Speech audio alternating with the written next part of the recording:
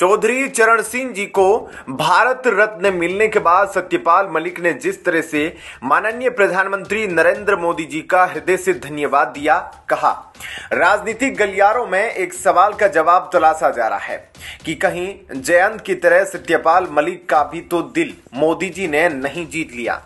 पलटी मारते हुए सत्यपाल मलिक ने एक्स पर लिखा, मेरे राजनीतिक गुरु किसान मसीहा पूर्व प्रधानमंत्री श्रद्धेय चौधरी चरण सिंह जी को भारत रत्न से सम्मानित किया गया। यह सम्मान देश के किसान, कमेरे, दलित, वंचित एवं शोषित वर्ग के लोगों को मिला है, जिनके उद्धार के लिए चौधरी साहब का संपूर्ण जीवन समर्पित रहा। यह सम्मान देश के लहराते खेत खलियानों को मिला है, जहां चौधरी साहब की आत्मा बसती थी। वैसे तो चौधरी साहब को यह सम्मान बहुत पहले मिल जाना चाहिए था, लेकिन देर आए दुरुस्त आए। इस निर्णय के लिए माननीय प्रधानमंत्री नरेंद्र मोदी का हृदय से आभार। वहीं चौधरी चरण सिंह जी को भारत रत्न देने का ऐलान शुक्रवार को मोदी सरकार ने किया था। चौधरी चरण सिंह जी के अलावा पीएम रहे पीवी नरसिम्हा राव और कृषि वैज्ञानिक डॉक्टर एमएस स्वामीनाथन को भी भारत रत्न देने का ऐलान हुआ है। इसी मसले पर आज राज्यसभा में जमकर बहसबाजी हुई। दरअसल सभापति जगदीप धनखड़ ने चौधरी चरण सिंह जी के पुत्र और आरएलडी चीफ जयंत चौधरी को बोलने का मौका दिया। जयंत की तरफ से भारत रत्न देने पर धन्यवाद दिया जा रहा था, तो बुरी तरह बौखलाए कांग्रेस के अध्यक्ष और राज्यसभा में नेता विपक्ष मल्लिकार्जुन खड़गे ने इस पर सवाल खड़े कर दिए। खड़गे ने कहा कि वो महान विभूतियों को भारत रत्न देने का समर्थन करते हैं, लेकिन किस नियम के आधार पर जयंत चौधरी को बोलने का मौका मिला है। खड़गे का कहना था कि नियम का हवाला देकर विपक्ष को बोलने नहीं दिया जाता। इस पर राज्यसभा में सभापति जगदीप धनखड़ ने मुंहतोड़ जवाब देते हुए कहा कि इस तरह चौधरी चरण सिंह जी का अपमान किया जा रहा है और वो इसे बर्दाश्त नहीं कर सकते। जयंत चौधरी ने इस हंगामे पर विपक्ष को जमकर निशाने पर लिया। उन्होंने कहा कि वो कड़वा घूंट पीने के लिए मजबूर है। इस बयान से पहले जयंत चौधरी ने राज्यसभा में अपने बयान में चौधरी चरण सिंह जी को भारत रत्न देने के लिए मोदी सरकार की तारीफ की। जयंत चौधरी ने कल भी पीएम नरेंद्र मोदी के इस बारे में एक्स पोस्ट पर लिखा था कि उन्होंने दिल जीत लिया है। जयंत चौधरी के बारे में चर्चा तेज है कि वो 12 फरवरी को बीजेपी से गठबंधन का ऐलान कर एनडीए के पाले में आ जाएंगे। बताया जा रहा है कि बीजेपी ने यूपी में 2 लोकसभा सीटें जयंत चौधरी को ऑफर की है। इसके अलावा राज्यसभा की 1 सीट और मोदी सरकार में मंत्री पद के अलावा यूपी के योगी सरकार में भी मंत्री बनाए जाने का आरएलडी को ऑफर है। जयंत चौधरी अभी भी विपक्ष के इंडिया गठबंधन का हिस्सा है। बीते दिनों समाजवादी पार्टी यानी सपा के अध्यक्ष अखिलेश यादव ने एक्स पर पोस्ट कर जयंत चौधरी की आरएलडी को यूपी में 7 लोकसभा सीट देने का ऐलान किया था। वहीं आरएलडी की तरफ से लगातार कहा जा रहा था कि वो यूपी की 12 लोकसभा सीटों पर चुनाव लड़ने की तैयारी कर रही है। माना जा रहा है कि विपक्षी गठबंधन का हाल देखकर और मौजूदा राजनीतिक स्थिति को समझते हुए जयंत चौधरी अब बीजेपी के साथ जाने का मन बना चुकी है। हालांकि आज भी मीडिया से बातचीत में उन्होंने इस बारे में पत्ते नहीं खोले हैं।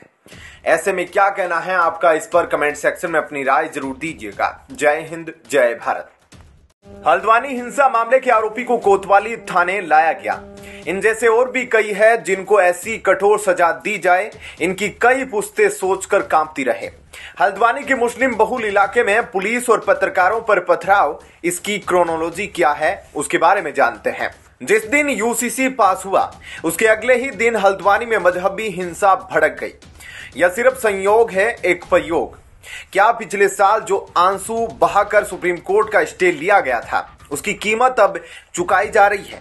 उत्तराखंड के हल्द्वानी को सुलगाने की साजिश के पीछे सपा नेताओं का कनेक्शन सामने आया है। पुलिस ने 4 और आरोपियों को गिरफ्तार किया है। इन चारों के खिलाफ पुलिस को भीड़ को उकसाने और हिंसा की साजिश रचने के सबूत भी मिले हैं। मामले में अब तक कुल 9 गिरफ्तारियां हो चुकी हैं। उत्तराखंड में हल्द्वानी हिंसा का मास्टरमाइंड अब्दुल मलिक और उसका बेटा पुलिस के हाथ आ गया है। इसके अलावा पुलिस ने सपा नेता के भाई को भी हिंसा के आरोप में गिरफ्तार किया है। हल्द्वानी हिंसा मामले में पुलिस ने अभी तक 3 मुकदमे दर्ज किए हैं, वहीं 5 आरोपियों को गिरफ्तार किया गया है। इनमें 19 नामजद समेत कई लोगों के खिलाफ मुकदमा दर्ज किया गया है। उत्तराखंड के नैनीताल जिले के हल्द्वानी में वन भूलपुरा क्षेत्र में अवैध मदरसा और मस्जिद को हटाने को लेकर उपद्रवियों द्वारा हिंसा की गई थी। वहीं उपद्रवियों की हिंसा की आग में झुलसे हल्द्वानी से कर्फ्यू हटाया गया। घटना वाले क्षेत्र वन भूलपुरा में यह कर्फ्यू अग्रिम आदेशों तक जारी रहेगा। वहीं मामले की मजिस्ट्रियल जांच के आदेश भी दिए गए हैं। हल्द्वानी के वन भूलपुरा आगजनी और पथराव मामले में पुलिस ने आज शनिवार को 4 आरोपियों को गिरफ्तार किया है। गिरफ्तार आरोपियों का नाम महबूब आलम, जीसान परवेज, अरशद अयूब और जावेद सिद्दीकी है। इन चारों आरोपियों में से सपा नेता अरशद अयूब, पार्षद जीसान परवेज और सपा नेता जावेद सिद्दीकी के खिलाफ भीड़ को उकसाने और षड्यंत्र के सबूत भी मिले हैं। एसएसपी ने बताया कि मुख्य अभियुक्त अब्दुल मलिक को गिरफ्तार कर लिया गया है। अवैध निर्माण का कार्य अब्दुल मलिक व उसके बेटे के द्वारा ही किया गया था। अवैध अतिक्रमण हटाने के दौरान सबसे ज्यादा विरोध भी अब्दुल मलिक के द्वारा किया गया था। सीसीटीवी फुटेज और जितनी भी वीडियो हमारे पास शेयर हुई है उसके आधार पर हम लोगों को चिन्हित कर रहे हैं। जैसे जैसे एविडेंस हम कलेक्ट करेंगे इस तरीके से गिरफ्तारियां भी होती जाएगी। नैनीताल की जिलाधिकारी वंदना सिंह ने शनिवार को कर्फ्यू वन भूलपुरा तक सीमित करने का आदेश जारी किया। आदेश में कहा गया कि कर्फ्यू अब समूचे वन भूलपुरा क्षेत्र तक सीमित रहेगा, जिसमें आर्मी छावनी, वर्कशॉप लाइन समेत तिकोनिया, तीन पानी और गोलापार बाईपास की परिधि का क्षेत्र शामिल है। इसमें कहा गया है कि नैनीताल बरेली मोटर रोड पर वाहनों की आवाजाही और वाणिज्यिक प्रतिष्ठानों पर कोई पाबंदी नहीं रहेगी। इन इलाकों में केवल अस्पताल और दवा की दुकानें ही खुली रहेगी जहां कर्फ्यू लागू है। एसएसपी ने बताया कि वहीं अभी मौके पर पैरामिलिट्री की 10 कंपनियां तैनात हैं। पीएससी की 5 कंपनियां भी यहां सुरक्षा व्यवस्था संभाल रही है। इसके साथ ही कुमाऊं मंडल की सभी चौकियां और थानों की पुलिस भी हल्द्वानी में तैनात है। क्या कहना है आपका इस पर कमेंट सेक्शन में अपनी राय जरूर दीजिएगा। जय हिंद, जय भारत। जेल जाने से पहले सरजी पूरी तैयारी करते हुए सारी वीडियो तैयार है। मीडिया को विज्ञापन रूपी ईएमआई पहुंचा दी गई है। तरह तरह की कहानियां महामानव सिद्ध करने वाले काव्य लिख गए हैं। साधारण दिखाने के लिए बड़े साइज की शर्ट, हवाई चप्पलें खरीद ली गई है। बस गिरफ्तारी होने की देर है। दिल्ली के मुख्यमंत्री अरविंद केजरीवाल ने हमेशा से दिल्ली के हर वर्ग की आंखों में धूल झोंकी है। युवा युवतियों के भविष्य के साथ खिलवाड़ किया। बस मार्शल सिविल डिफेंस के नाम से 8000 युवाओं को अपने राजनीतिक स्वार्थ हेतु उपयोग के पश्चात उनके हाल पर छोड़ने का काम किया। अब वो कहां जाए। अब इसी बीच दिल्ली हाईकोर्ट ने केजरीवाल के एमसीडी की ओर से कर्मचारियों को वेतन, भत्ते और बकाया देने में हो रही देरी पर नाराजगी जाहिर की है। हाईकोर्ट इतना नाराज हो गया और सीधा कहा 4 साल में यह मामला खींचता जा रहा है। एमसीडी अगर बेसिक वेतन ही अपने कर्मचारियों को नहीं दे पा रहा है तो एमसीडी को बंद करने का आदेश भी दे सकते हैं। सुनवाई के दौरान एमसीडी की ओर से पेश वकील ने कोर्ट को राजी कर लिया और सभी कर्मचारियों को सैलरी और पेंशन का भुगतान 10 दिन के अंदर कर दिया जाएगा। वकील ने बताया कि एमसीडी की ओर से बकाया क्लियर करने की पूरी कोशिश की जा रही है। कहा जो बकाया रकम कभी 1000 करोड़ थी अब वो 400 करोड़ रह गई है। कोर्ट ने वकील को अंडरटेकिंग रिकॉर्ड पर लेते हुए कहा कि हम एमसीडी को वेतन भत्तों के भुगतान के लिए आखिरी मौका दे रहे हैं। अब आगे हम इंतजार नहीं करेंगे। अदालत ने यह भी स्पष्ट कर दिया कि वे अपने संसाधनों को बढ़ाने के तरीके और साधन खोजने के लिए एमसीडी का इंतजार नहीं करेगी। साथ ही कोर्ट ने कहा यदि एमसीडी मूल वेतन देने की स्थिति में नहीं है तो उसे नतीजा झेलना होगा। बता दें हाईकोर्ट के द्वारा दायर कई याचिकाओं में 7वें वेतन आयोग की सिफारिश के अनुसार एमसीडी कर्मचारियों के वेतन, पेंशन और बकाया का समय पर भुगतान न करने पर सवाल उठाया गया है। ऐसे में न्यायालय ने दलीलें दर्ज की और मामले को पोस्टपोन कर दिया। दिल्ली सरकार की ओर से पेश हुए वकील सत्यकाम ने अदालत को बताया कि 24 जनवरी को दिल्ली सरकार ने एमसीडी के लिए 803 करोड़ रुपए मंजूरी दी थी। यह राशि नगर निगमों के खातों में जमा कर दी गई है। पीठ ने आखिर में कहा, कृपया अपने आयुक्त को बताएं कि हम बहुत सख्त कार्रवाई करेंगे। हम हारने वाले नहीं हैं और हम 4 साल तक इंतजार नहीं करेंगे। मामला 4 हफ्तों में खत्म हो जाए। वहीं पंजाब की सभी लोकसभा सीटों पर उम्मीदवार उतारेगी आप। दिल्ली के सीएम अरविंद केजरीवाल ने कहा कि आम आदमी पार्टी अगले 10-15 दिनों में अगले सभी 13 और चंडीगढ़ की एक लोकसभा सीट पर अपने उम्मीदवारों की घोषणा कर देगी। केजरीवाल के इस बयान से साफ हो गया कि अब आम आदमी पार्टी और कांग्रेस के बीच पंजाब में कोई गठबंधन नहीं होगा। ऐसे में क्या कहना है आपका, इस पर कमेंट सेक्शन में अपनी राय जरूर दीजिएगा। जय हिंद, जय भारत। दिल्ली के मुख्यमंत्री अरविंद केजरीवाल ने हमेशा से दिल्ली के हर वर्ग की आंखों में धूल झोंकी है। युवा युवतियों के भविष्य से खिलवाड़ किया बस मार्शल। सिविल डिफेंस के नाम से 8000 युवाओं को अपने राजनीतिक स्वार्थ हेतु उपयोग के पश्चात उनके हाल पर छोड़ने का काम किया। अब वो कहां जाए। ईडी द्वारा शराब घोटाले की जांच में फंसे केजरीवाल अपना मानसिक संतुलन खो चुके हैं। आज पालम में एक सरकारी स्कूल के उद्घाटन में केजरीवाल ने पूरी तरह राजनीतिक भाषण दिया। एक बार भी शिक्षा व्यवस्था सुधार की बात नहीं की। केजरीवाल आज पंजाब, केरल जैसे राज्यों के फंड रोकने का बेबुनियाद आरोप केंद्र पर लगा रहे हैं, पर यहाँ दिल्ली में खुद उनकी सरकार 6 साल से दिल्ली नगर निगम का लंबित 30,000 करोड़ रुपए नहीं दे रही है। वहीं दिल्ली की आम आदमी पार्टी सरकार की मुश्किलें लगातार बढ़ती जा रही है। लोकसभा चुनाव सिर पर है। उसके दिग्गज नेता मनीष सिसोदिया, संजय सिंह, सत्येंद्र जैन जेल में हैं। दिल्ली शराब घोटाले में मुख्यमंत्री केजरीवाल को भी बार बार नोटिस दिए जा रहे हैं। दिल्ली सरकार इन परेशानियों से जूझ रही है कि बीच में दिल्ली के कुछ गांवों से केजरीवाल के बहिष्कार की खबरें सामने आने लगी है। ग्रामीणों के एक निकाय ने दिल्ली नगर निगम एमसीडी पर बजट तैयार करने में उनसे सलाह नहीं लेने का आरोप लगाया है। इन ग्रामीणों ने कहा कि आगामी लोकसभा और विधानसभा चुनावों में आम आदमी पार्टी आपके उम्मीदवारों को गांव में घुसने नहीं दिया जाएगा।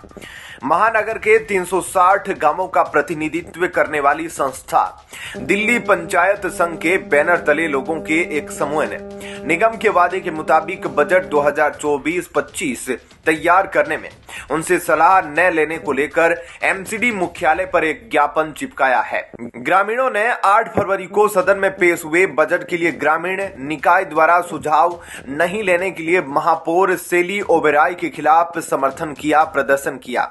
ग्रामीणों का दावा है कि लगातार संपर्क करने पर महापौर ने उन्हें मिलने का समय नहीं दिया। इसके बाद खफा होकर निकाय ने एक बयान में कहा कि महापौर द्वारा ग्रामीणों की उपेक्षा बर्दाश्त नहीं की जाएगी और आम आदमी पार्टी को इसका खामियाजा भुगतने के लिए तैयार रहना चाहिए।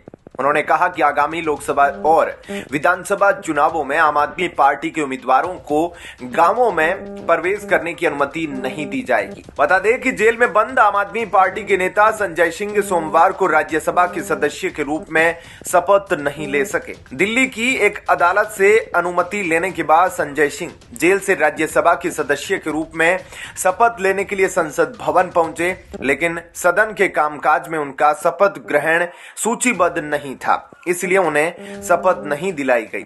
संजय सिंह इन दिनों दिल्ली आबकारी नीति घोटाले से जुड़े धन शोधन मामले में जेल में बंद है।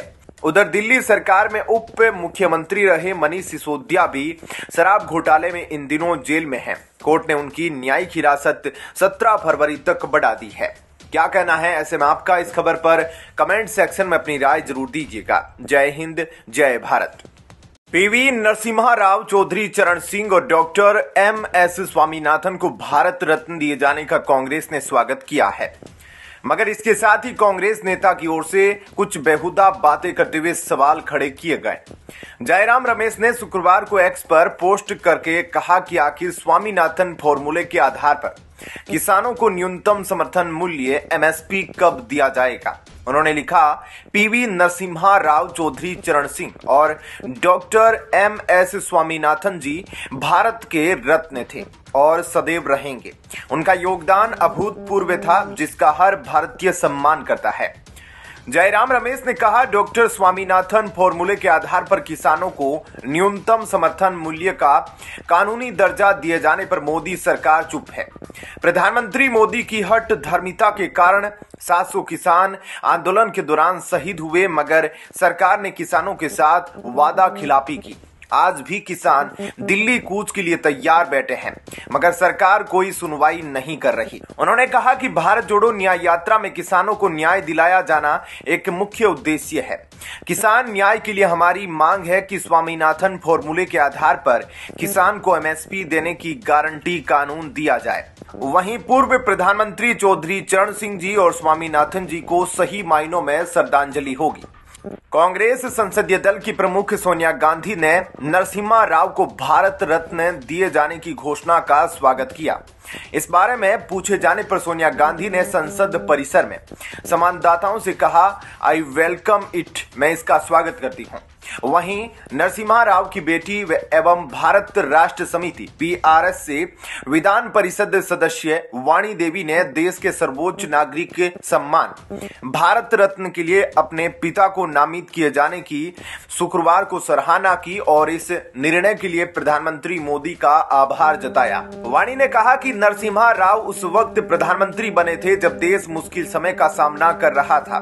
उन्होंने सुधारों को लागू किया जिसकी पूरे विश्व ने सराहना की।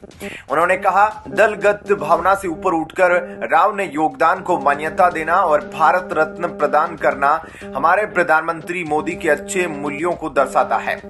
कांग्रेस नेता नरसिम्हा राव ने प्रधानमंत्री रहने के दौरान सुधारों की पहल की और अर्थव्यवस्था से लेकर विदेश मामलों जैसे क्षेत्रों में समस्याओं का स्थायी समाधान तलाशा।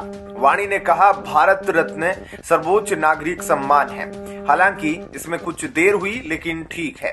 तेलंगाना के लोग नरसिम्हा राव को भारत रत्न दिए जाने से बहुत खुश है। परिवार के सदस्य अभिभूत है। गौरतलब है कि पूर्व प्रधानमंत्री चौधरी चरण सिंह, पीवी नरसिम्हा राव और मशहूर वैज्ञानिक व देश में हरित क्रांति के जनक डॉक्टर एमएस स्वामीनाथन को देश के सर्वोच्च नागरिक सम्मान भारत रत्न मरणोपरांत से सम्मानित किया जाएगा। प्रधानमंत्री नरेंद्र मोदी ने शुक्रवार को खुद एक्स पर पोस्ट के जरिए यह जानकारी दी।